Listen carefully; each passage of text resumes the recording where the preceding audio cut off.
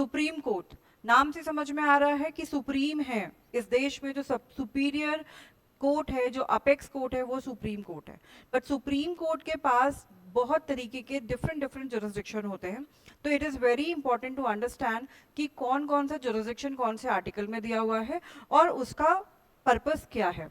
तो समझो, देखो बहुत सारे तरीके के जुरिस्डिक्शन है। सबसे पहला अपना आता है ओरिजिनल जुरिस्डिक्शन। ओरिजिनल जुरिस्डिक्शन का मतलब ये हुआ कि हम सीधा सुप्रीम कोर्ट में ही केस को फाइल कर सकते हैं, हमें किसी लोअर कोर्ट में जाने की जरूरत नहीं है। अब यहाँ पे दो तरीके से हम जा सकते हैं।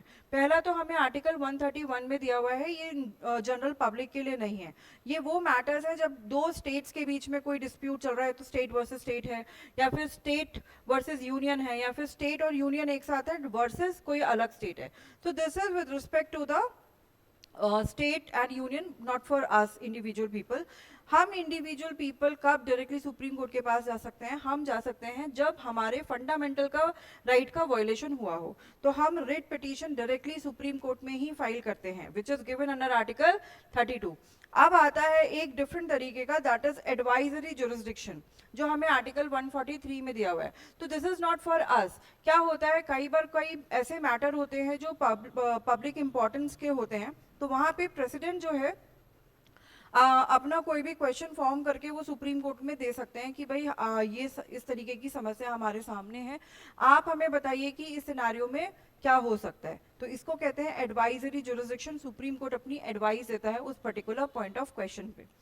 फिर आता है हमारा SLP, स्पेशल लीव पिटीशन। यहाँ पर भी हम डायरेक्टली सुप्रीम कोर्ट में जा सकते हैं, लेकिन यहाँ पे इंपॉर्टेंट क्या है कि किसी भी लोअर कोर्ट का या ट्रिब्यूनल का ऑर्डर डिक्री जजमेंट हमारे पास होना चाहिए।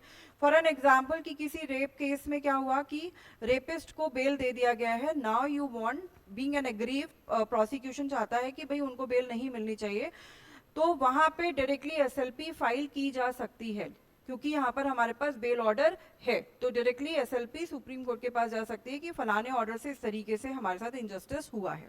ठीक है, तो this is called special leave petition jurisdiction.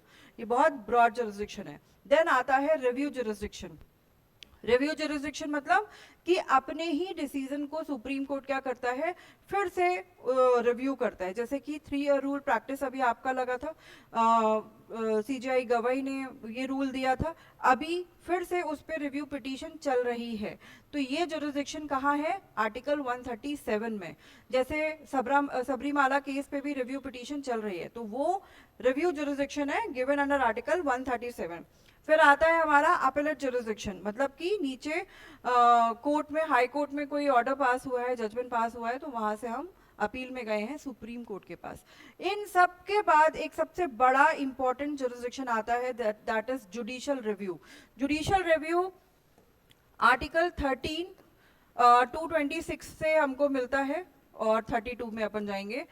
Review jurisdiction का मतलब क्या हुआ कि कोई कानून बना है और अब उसकी कॉन्स्टिट्यूशनल वैलिडिटी को चैलेंज किया जा रहा है। जैसे 3 क्रिमिनल लॉज हमारे पास हुए, BSA, BNS, है ना। तो अगर मान लीजिए उनका कोई प्रोविजन कॉन्स्टिट्यूशन से इनकंसिस्टेंट है, तो फिर कोर्ट वहां पे देखता है कि ये कॉन्स्टिट्यूशनल है या नहीं है।